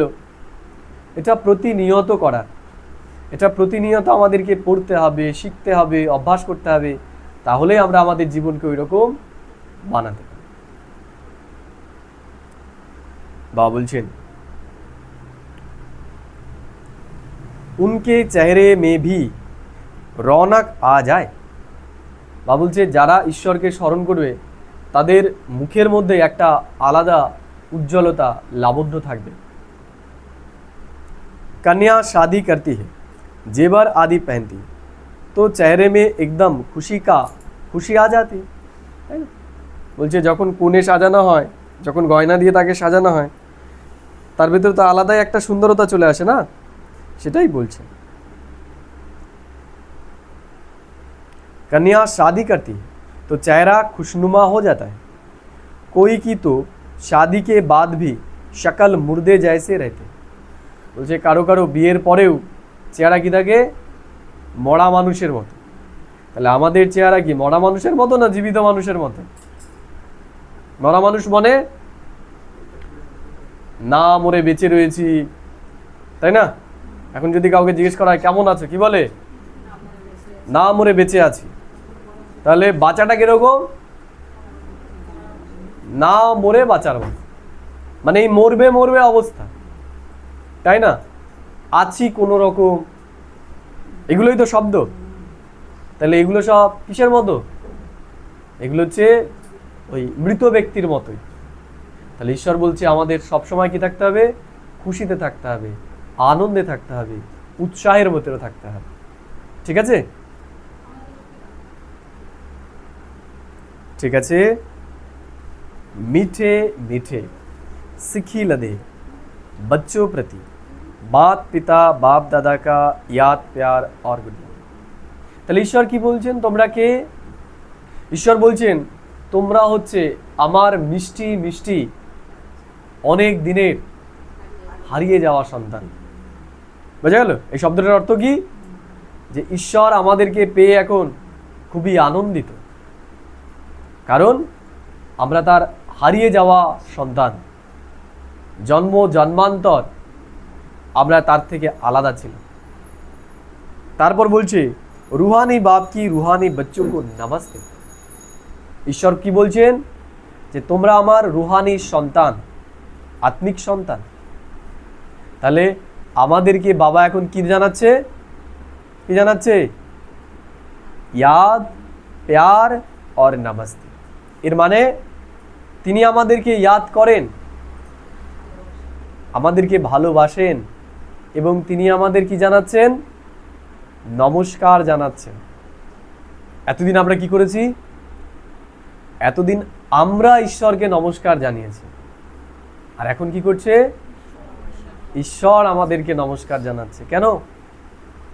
কারণ ঈশ্বর আমাদেরকে, আমরা যে রূপে নিজেকে দেখছি, ঈশ্বর আমাদের সেই রূপে দেখেন না। কি রূপে দেখেন? ঈশ্বর আমাদের সত্যযুগের দেবী দেবতা রূপে দেখেন। আমরা নিজেকে কি রূপে দেখছি? আমরা নিজেকে দেহ রূপে দেখছি। আমরা একে অন্যকে কি রূপে দেখছি? দেহ রূপে দেখছি। এর জন্য আমরা বুঝতে পারছি না যে আমরা যে সঙ্গে রয়েছি, এই সঙ্গের যারা, এরা কতটা শ্রেষ্ঠ, এরা কতটা শ্রেষ্ঠ হতে চলেছে।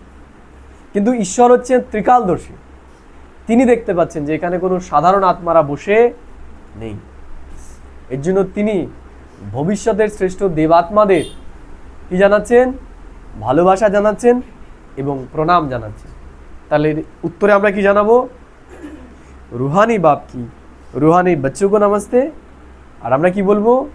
রুহানি बच्चों की रूहानी बाप दादा को पदम गुना याद प्यार और विद्वान। তাহলে আমরাও তাকে কি করলাম? আমরাও তাকে ইয়াদ প্যার এবং নমস্কার জানাবো। ঠিক আছে, তাহলে বোঝা গেল এই লাইনটুকুর অর্থ। আজকে বাবা ধারণা বলছে, তাহলে আজকের জন্য আমরা জীবনে কি ধারণ করব? কারণ ঈশ্বর আমাদের ভক্তিমার্গের মতো কিছু করাতে আসেনি। সঙ্গে গেলাম, শুনলাম, ভালো লাগলো, দুটো গান করলাম, তাই না, একটু দান করে চলে আসলাম, পূর্ণ হয়ে গেল। ঈশ্বর বলছে এর আধারে তোমার জীবন তৈরি হবে না। তুমি এখান থেকে শুনলে, বাড়ি গিয়ে আবার যেরকম সেরকম করলে, তুমি তাহলে শ্রেষ্ঠ দেবী দেবতা হতে পারবে না। কি করতে হবে? যেগুলো শুনলে সেগুলো জীবনে ধারণও করতে হবে। তাহলে আজকের জন্য ঈশ্বর আমাদের ধারণা দিচ্ছেন। 1 নম্বর বলছেন, तकदीरवान बनने के लिए एक बाप से सच्चा सच्चा लव रखना। বলছে আমাদের যদি ভাগ্যবান হতে হয় তাহলে এক ঈশ্বরের প্রতি আমাদের এখন প্রেম রাখতে হবে। আর এই দুনিয়ার কাউকে যেন আমরা স্মরণ না করি, কারণ যাকে নিয়ে আমরা চিন্তা করব আমরা তার মতনই হয়ে যাব। লাভ রাখনা মানা কদম কদম এক ही শ্রীমত पर চলতে रहना। কি বলেছিলাম, আমরা আলোচনা করেছিলাম কি ঈশ্বরের ইয়াদ কি? ঈশ্বরের ইয়াদ হচ্ছে ঈশ্বর যেই কথাগুলো বলছে সেগুলো প্রত্যেকটা পদক্ষেপে মনে রেখে করা মানেই সেটা হচ্ছে ঈশ্বরের স্মরণ। কেউ আমাকে দুটো গালি দিল, সেই জায়গায় যদি আমি তার সাথে মিষ্টি কথা বলতে পারি, তার মানে কি আমি ঈশ্বরের স্মরণে আছি। কিন্তু আমিও যদি তার সাথে খারাপ ব্যবহার করে ফেলি, তার মানে আমি ঈশ্বরকে ভুলে গেলাম। এজন্য ঈশ্বর কি বলছে যে আমাদের প্রত্যেকটা কদমে ঈশ্বরের কথা মনে রাখতে হবে। কারণ কোনো ব্যক্তি তখনই অপমানিত বোধ করে কখন? কোনো ব্যক্তি, মনে করো তুমি কখন অপমানিত বোধ করবে আমার কাছ থেকে? কখন? কখন? ইন জেনারেল আমরা কখন অপমানিত বোধ করি? মনে করো যে তুমি আমাকে বললে যে তুমি এটা করো না ভাই, ঠিক আছে, তুমি এইভাবে কথাটা বলো না, ঠিক আছে, তাই বললাম ঠিক আছে আমি আর বলবো না। তারপরে দেখলে আমি আবার কোথাও গিয়ে সেই কথাটাই বললাম, আবার আরেক জায়গায় গিয়ে সেই কথাটাই বললাম, তখন তোমার ভেতরে কি হবে? কি হবে? অপমানিত বোধ, যে আমি ওকে এত করে বুঝিয়ে বললাম ও তারপরেও শুনলো। আমি তো তোমাকে বললাম না, তোমার রাগ হবে কেন? কারণ তোমার এই জায়গায় অপমান বোধ হলো। কি অপমান? যে আমি এত করে বলার পরও ও আমার রেসপেক্ট রাখলো।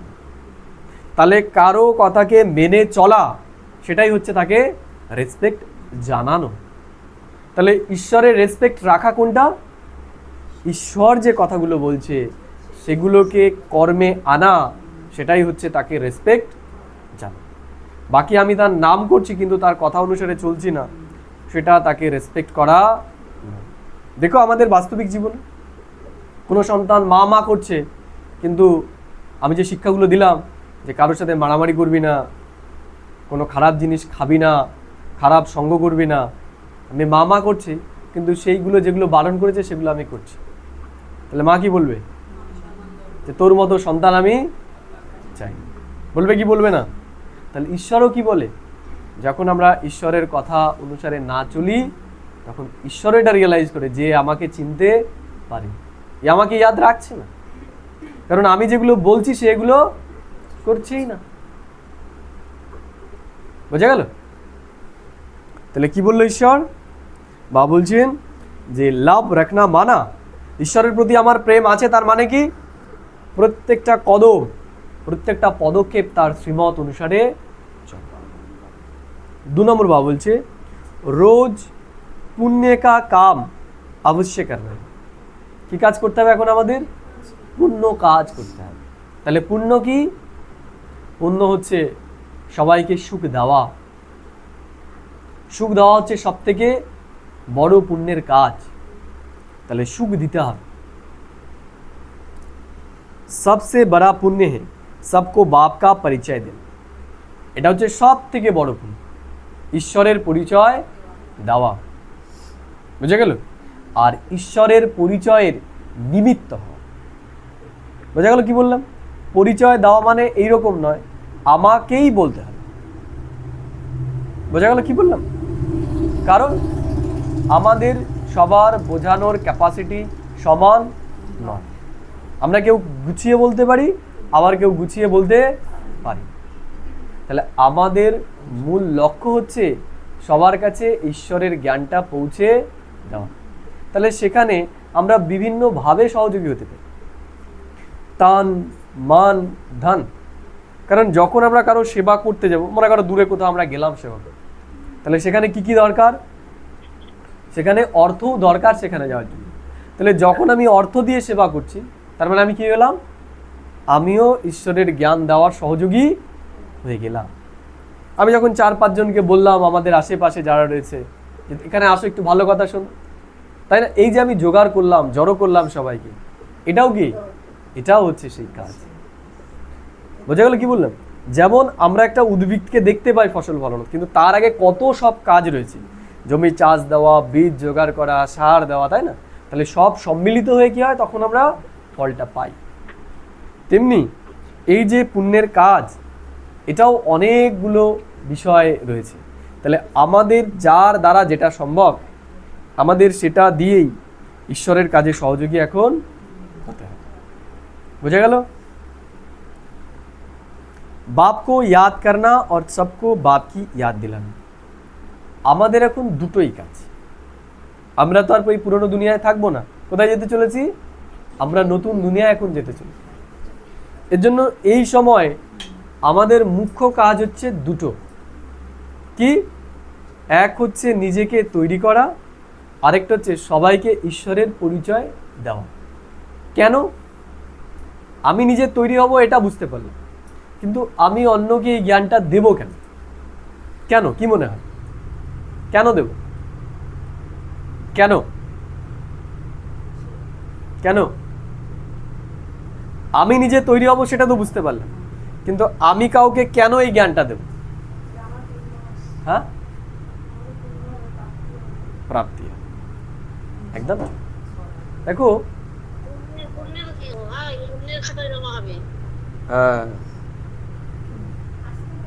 আমরা যদি দেখি আমি তৈরি হলাম, দেখা গেল আমি যখন রাস্তায় চলছি, আমি জানি কোন সাইড দিয়ে চলতে হয়, কি স্পিডে চলতে হয়, সেগুলো আমি জানি।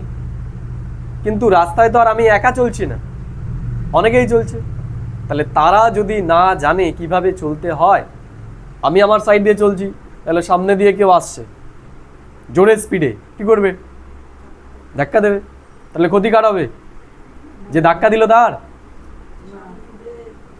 যে ধাক্কা দিল তারও হবে, আবার আমারও হবে। তাহলে আমি জানা সত্ত্বেও আমার ক্ষতি। তাহলে ঈশ্বরও বলছেন তোমরা সত্যযুগের দুনিয়াতে যাবে। তাহলে সত্যযুগের দুনিয়াতে তোমরা কাদেরকে নিয়ে যাবে? তুমি একা যাবে? তুমি দেখা যাবে না। তাহলে সেখানেও তোমার পরিবারে আসবে লোকজন। আরেকটু থেকে যাও 10 মিনিট, তাহলে লাস্টে আলোচনা করবো যে তুমি কবে আসবে এখানে। তাহলে কাজ আছে বুধবার, ঠিক আছে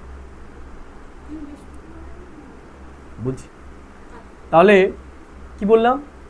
দেখা গেল আমি তৈরি হলাম, কিন্তু ওই দুনিয়ায় যারা যাবে আমার সাথে, তাদেরকে যদি আমি তৈরি না করতে পারি, আমার সন্তান রূপে যারা আসবে, আমার মা বাবার রূপে যারা আসবে, আমার স্ত্রী রূপে যে আসবে, স্বামী রূপে যে আসবে, সে যদি তৈরি না হয়, তাহলে কেমন হবে আমার জীবনটা? তাহলে আমি যেমন, আমাকেও তো আমার ছেলেকে, আমার মা বাবাকে সেরকম তৈরি করতে হবে। তাহলে এখানে আমরা কি করছি? এখানে আমরা তৈরি করছি আমাদের সেই কাছের আত্মীয়দেরকে আমরা তৈরি করছি। এই জন্য নিজে তৈরি হওয়া যতটা গুরুত্বপূর্ণ বিষয়, তেমনি এদেরকেও পালনা দিয়ে তৈরি করা এটাও এতটাই গুরুত্বপূর্ণ। কারণ আমার মতো যদি এরা না হয়, তাহলেও সমস্যা হবে। এই জন্য ঈশ্বর বলছে এখন তোমার দুটো কাজ, একটা হচ্ছে নিজেকে তৈরি করা, আর একটা হচ্ছে অন্যকে তৈরি করা। এটা আমাদের মুখ্য কাজ। আর বাকি যেগুলো রয়েছে এখন সেগুলো আমাদের গৌণ কর্ম হয়ে গেছে। বোঝা গেল? वरदान आज के बाबू जी अपनी दृष्टि और वृत्ति के परिवर्तन द्वारा सृष्टि को बदलने वाले साक्षात्कार मूर्त भव। কি বললো বাবা? বাবা বলছে আমাদের দৃষ্টিকে আর বৃত্তিকে পরিবর্তন করতে হবে, তাহলে কি হবে? আমরা সাক্ষাৎকার মূর্তি হতে পারি। যেটা বললাম যে দৃষ্টি পরিবর্তন হলেই সৃষ্টি পরিবর্তন হয়ে যাবে। তাহলে আমরা যদি আমাদের দৃষ্টিকে পরিবর্তন করে ফেলি তাহলে আমাদের আচার আচরণ ব্যবহার সেগুলো সব বদলে যাবে।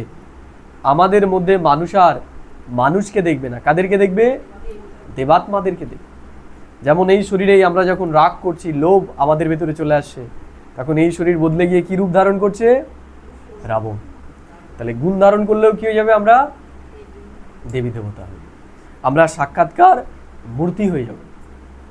बाबा बोलचेन अपनी वृत्ति के परिवर्तन से दृष्टि को दिव्य बनाओ तो दृष्टि द्वारा अनेक आत्माएं अपने यथार्थ रूप, यथार्थ घर तथा यथार्थ राजधानी देखें। बोलছে আমাদের মধ্যেই তারা তাদের যথার্থ রূপ, তারা রাজধানীকে দেখতে পাবে। আমাদের আচরণ যদি দেবী দেবতার মধ্যে মতো হয়ে যায়, তারাও তখন ভাববে যে এরা যদি হতে পারে আমরাও হতে পারি। বোঝা গেল? তাহলে এখন আমাদের প্রথমে হতে হবে, কারণ যে প্রথমে হবে সে হবে রাজা, আর যে অনুসরণ করে হবে সে হবে প্রজা। তাহলে আমাদের কি করতে হবে? আগে করব না পরে করব? আগে করতে হবে। আগে করলে রাজা হব, পরে করলে প্রজা হব।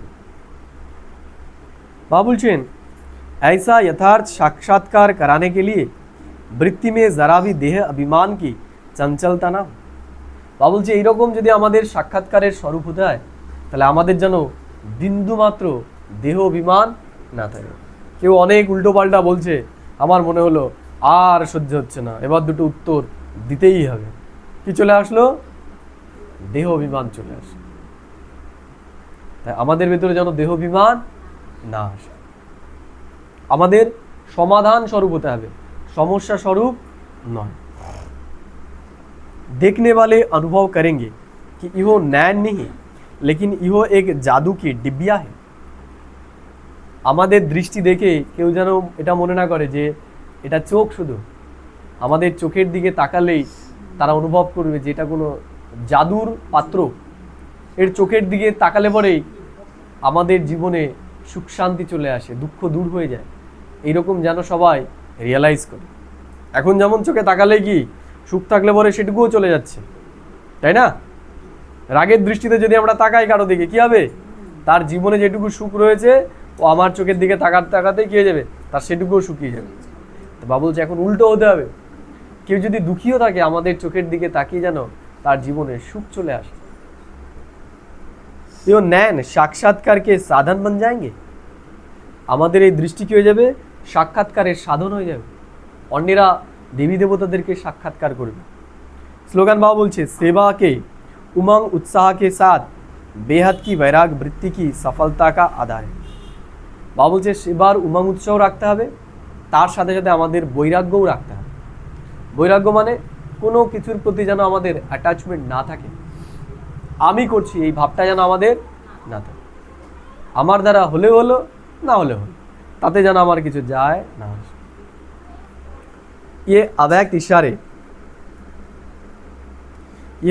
अव्यक्त इशारे महान बनने के लिए मधुरता और नम्रता का गुण धारण करें। तो এই মাসে বাবা বিশেষ আমাদের যেটার উপর বোঝাবেন সেটা হচ্ছে মধুরতা এবং নম্রতাকে আমাদের এখন ধারণ করতে হবে। কিসের জন্য? মহান হওয়ার জন্য। তাহলে মহান কারা? যাদের আচরণের ভেতরে মধুরতা এবং নম্রতা আছে। बाबा बोलছে मधुरता के गुण को धारण करने वाला यहाँ भी महान बनता है। যার মুখে আচরণে মধু, বাবা বলছে সে এখানেই কি হয়ে যায়? এই দুনিয়াতেই সে মহান হয়ে যায়। বোঝা গেল? একটা বিষয় দেখো, আমরা অনেক সময় রাগ করি না, কেউ আমাদেরকে মিথ্যে বলছে, আমরা কি করি? রাগ। তাহলে যে মিথ্যে বলছে সে তো অপরাধী, তাই তো নাকি? আমি তো অপরাধী নই, তাই তো? কেন?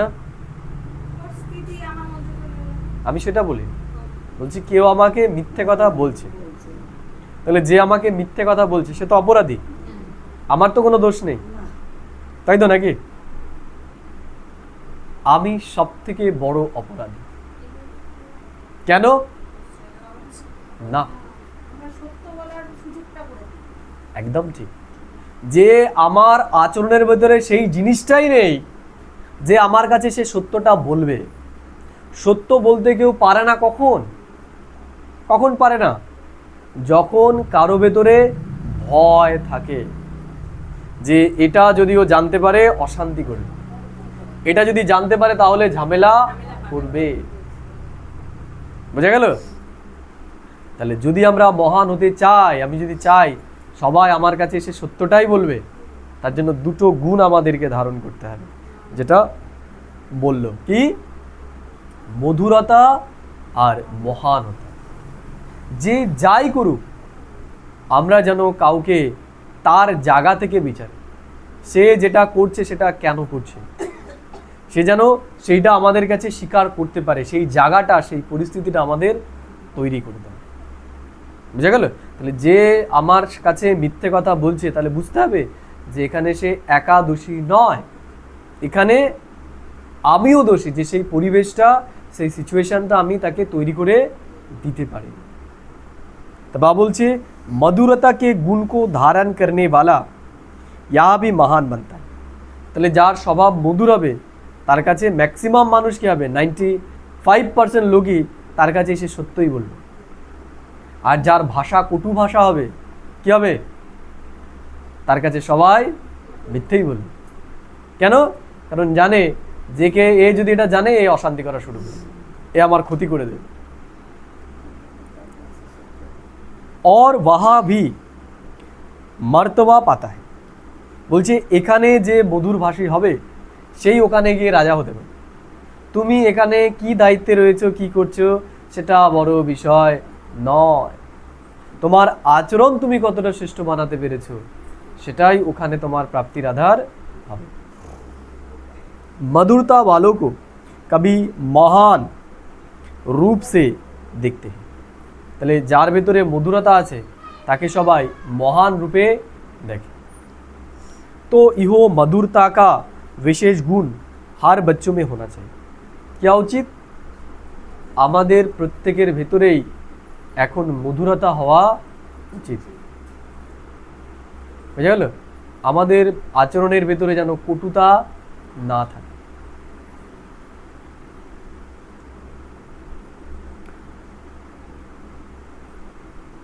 मधुरता की मधु जिनके साथ है उन्हें हर कार्य में सफलता ही सफलता।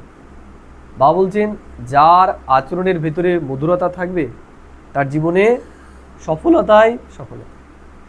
তাকে কাউকে বলতে হবে না যে তুমি এই কাজে আমাকে সহযোগ করো, কি করবে? না বলতেই তাকে সবাই সহযোগ করা শুরু করে। তাহলে আমাকে কেউ সহযোগ করছে না তার মানে আমার ভেতরে সেই গুণ বা কোয়ালিটিটা আমি আনতে পারি।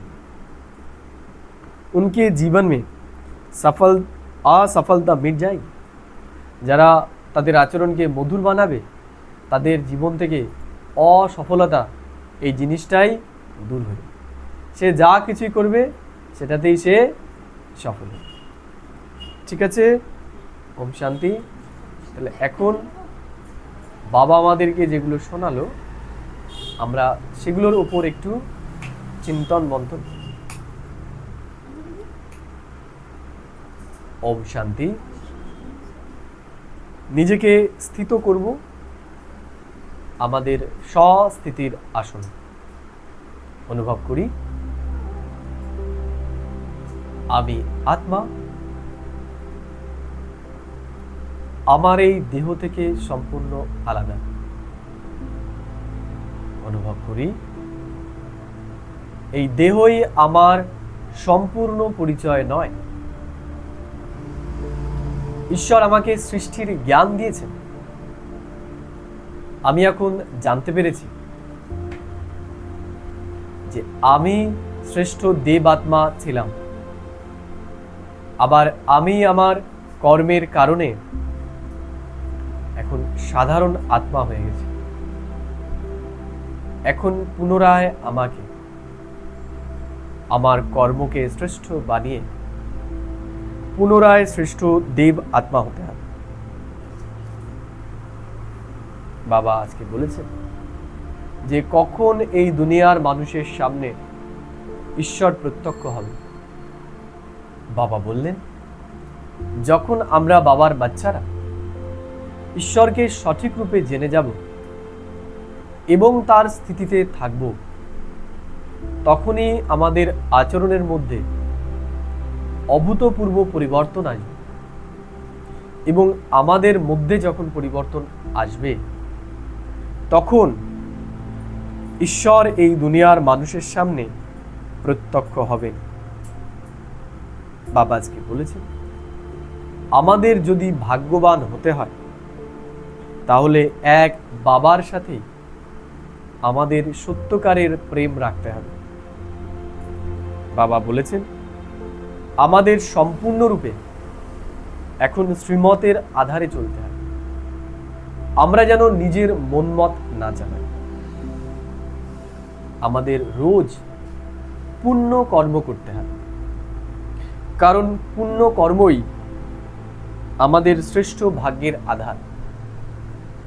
আমরা যে যেরকম কর্ম করব, সেই কর্ম অনুসারে আমাদের ভাগ্য নির্মাণ হবে। আজকে বাবা বললেন, আমরা যদি আমাদের দৃষ্টি এবং বৃত্তিকে পরিবর্তন করতে পারি, তাহলে আমাদের এই দৃষ্টি এবং বৃত্তি এই দুনিয়ার মানুষকে অলৌকিক দিব্য সাক্ষাৎকার করাবে। আমাদের দৃষ্টি সকলকে সুখ শান্তি প্রদান করবে। বাবা আজকে বললেন যে ঈশ্বরীয় জ্ঞান প্রদান করা, এটাই হচ্ছে সব থেকে বড় দান।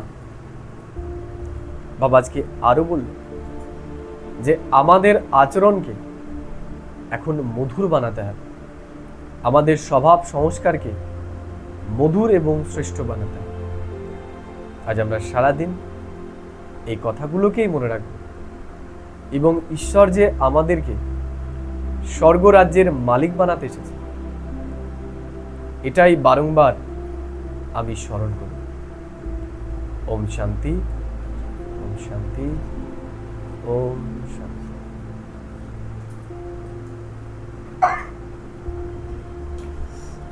এটা একটু আগিয়ে